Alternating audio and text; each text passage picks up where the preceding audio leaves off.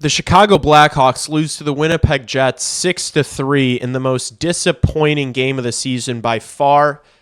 And before I get into anything,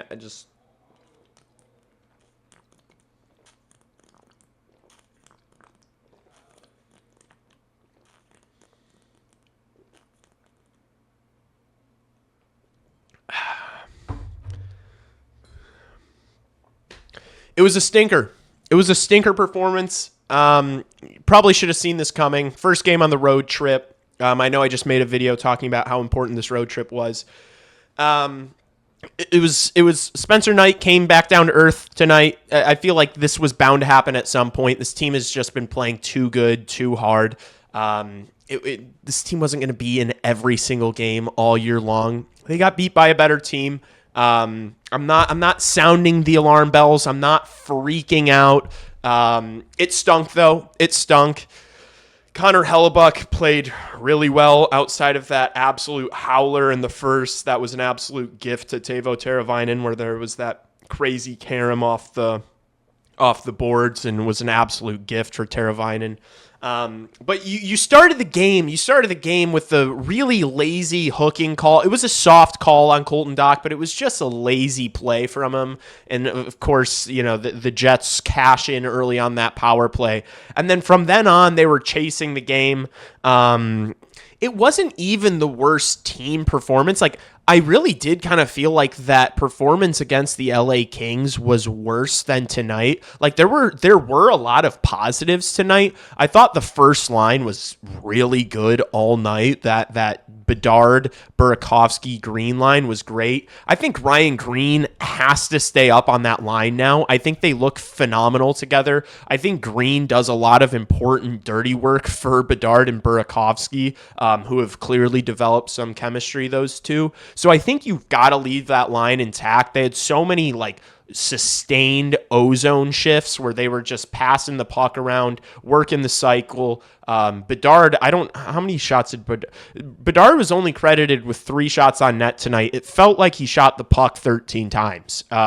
It felt like he had 3 shots on net in the first period. I feel like that stat almost has to be wrong. Burakovsky scores the goal of the week to cut the lead to 42. Chris Paul cuts the lead 42. Andre Burakovsky scores the best goal of the season so far for the Chicago Blackhawks, down 3 late in the third. Nice little consolation prize. The Blackhawks social media admin can go crazy with that one. Didn't move me. Where was that earlier in the game? Whatever. I'm not upset. I'm a little salty. I'm not upset.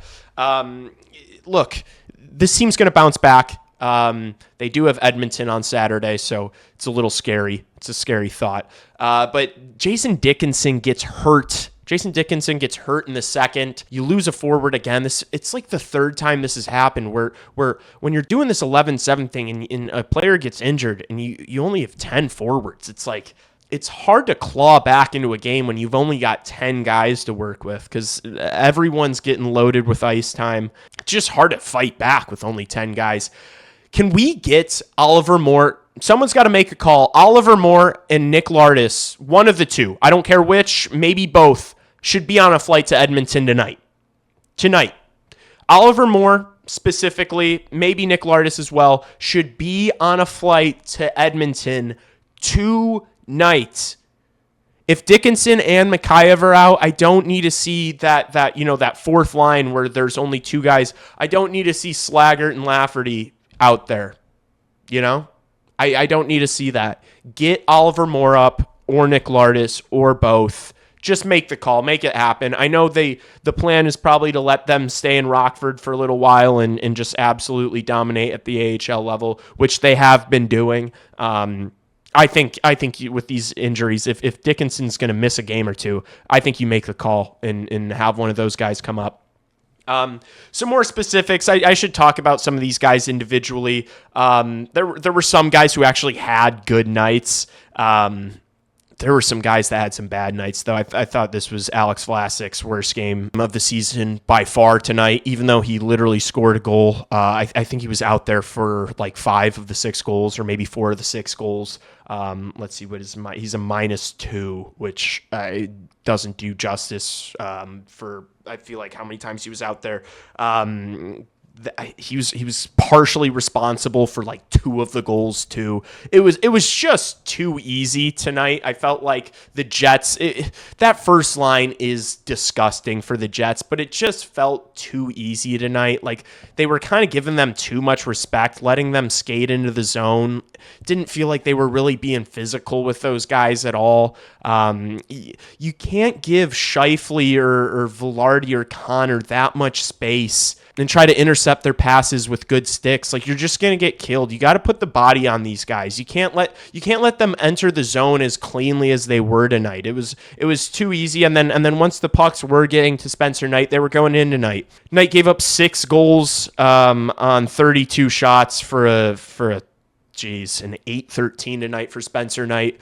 I'm not going to harp on it. I'm not going to criticize him. Spencer Knight has been the best player on this team so far this season. He's been absolutely dynamite. He's been playing like a top 3 goalie in the league. He was going to have his come to earth moment. It was going to happen. Tonight was a stinker from him. I can think of 3 goals that I think I would like to have back. Just ones that were leaking in tonight. There was the one that like hit the post and then he literally kicked it into his own net. There was the Kyle Connor goal that was, it was high glove, and I felt like you could have fit a soccer ball in that area, in that gap in between the crossbar and the glove. It was just too much room. He's got to be higher there. I'm not a goaltending expert, but it just eye test. I feel like there shouldn't have been that much room for Connor on that backhand. And then it was like the second goal, maybe it was the Scheifele goal, that just like squeaked through him. He had a clear look at it. He saw it the whole way. He just didn't make the save. Again, I'm not criticizing Spencer Knight. I'm just not going to do it. He's been too good for this team. He's been too consistent. He's not going to play at a Vezina level every single night. Like if this is going to be his first season probably where he's going to play, 50 or more games. He's not going to be absolutely dynamite putting up a 930 every single night. Shake this one off, start Soderblom on Saturday, and then put Knight back in there on Monday. Like I really don't think, I'm sure, I haven't even gone on Twitter yet. I'm sure people are freaking out and talking about, oh my gosh, this was like last year's performance and stuff. I'm not there yet. I don't think anybody should be freaking out about this game. I really do think this is going to be a one-off. You have a perfect opportunity on Saturday to go into Edmonton's building and put up a statement performance. I'm not even like demanding a win, but just like if you can compete with those guys, put up a compelling performance, an entertaining game. Don't lose by 3 goals. Don't get scored on in the first 2 minutes of the game. Don't take stupid penalties. It's a great opportunity. It's a great opportunity to bounce back. Similarly to the game against Ottawa, there was the absolute stinker on Sunday against the Kings, and then they go in there against Ottawa and put up a statement win. I'm looking for them to do a similar thing on Saturday, which I decided tonight on stream. I am going to be live streaming the game on Saturday. It's a late one. It's 9:00, the West Coast time, whatever. It's not even West. It's in Edmonton. Beautiful place, I hear. Beautiful this time of year. I'm just kidding. I'm doing a bit there. Edmonton's disgusting this time of year. But yeah, I'm not pressed. Frank Nazar tonight wasn't his best game. I'd say this was probably Frank Nazar's worst game of the season. It felt like the puck was just bouncing all over. He couldn't control the puck at all tonight. Although that second line through stretches during the first and second period, I thought they had some good looks. They had some sustained pressure in the offensive zone. But I mean, just like the first line tonight, they just couldn't score. They couldn't get past Connor Hellebuck. Despite the good work on the cycle, the good passing. Same thing with the power play tonight. Like I thought, the power play actually looked pretty good. They were doing pretty good with the zone entries. They were getting set up. They were cycling the puck. And Connor Bedard and co had some good looks, but they just couldn't beat Connor Hellebuck. And sometimes that's going to happen. Sometimes when you play these really good teams with world-class goaltenders, sometimes you're just going to come up short. This team is like, it feels like they average like 21, 22 shots a game, honestly. And when you're playing against goalies like Connor Hellebuck, that's just not going to be enough sometimes. Like, unless you're absolutely on one, sniping, picking corners, you're probably not going to beat a team like this with a goaltender as good as Connor Hellebuck. I don't want to make this too long. I'm not sounding alarm bells. This isn't going to be miserable. Probably not even a ton of people are going to watch this just because, I understand you don't really care to watch the post games on bad losses. That LA Kings post game was my worst video in a long time. And I'm sure this one will do similar numbers. And I understand, right? I might not click on the video either if I were you. Just kidding. I would see the thumbnail and be like, gosh, this guy's a genius. Click. I'm just kidding. I'm doing bits. I don't even know what I'm doing. All right. To wrap this up, some final thoughts. Frankie Nazar, not his strongest game. He had that clean breakaway on the power play when the game was closer that he wasn't able to score on. Puck was bouncing all over. He wasn't able to control it. He wasn't on it tonight. Alex Vlasic and Sam Rinzel were not great tonight by any stretch. Their passing, the breakout passes were not on. Like, it felt like every single breakout pass Rinzel tried, except for that stretch pass on that Nazar breakaway. That was nasty. Other than that, it felt like all of Rinzel's passes were getting intercepted. It felt like Rinzel and Vlasic were out there on the ice for every single goal. They got beat by a better team. They got that first line absolutely dominated. Velarde, Scheifele, Connor all had 3-point nights. They were super dominant. They got goalied by Connor Hellebuck, except for that stinker.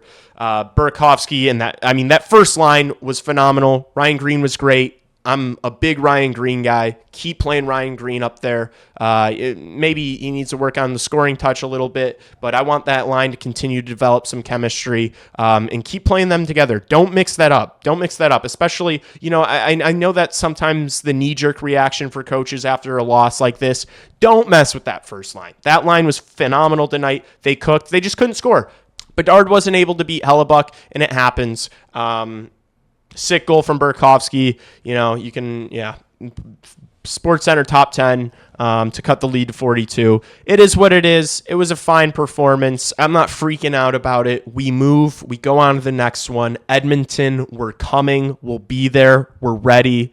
Be locked in for the stream on Saturday. Okay, the streams have been great. Thanks to everyone again who was in chat tonight. It was a really fun one tonight. Honestly, for how miserable the game was, like, it felt like they were completely out of it from the first period. Like, honestly, from the first 2 minutes, to be honest with you. For how bad the game was, I couldn't believe how much fun the stream was. You guys are just so ridiculous in chat, and so I think it makes this whole thing tolerable. Hopefully Dickinson's back soon. Hopefully Makheyev's back soon. But if not, I'm gonna make the call myself. I'll make the call myself. Call up Oliver Moore, get him on a flight to Edmonton. Morsey, we need you. We'll see you soon. I think that's it, though. Thanks so much for watching. I'm gonna be streaming the game tomorrow tomorrow.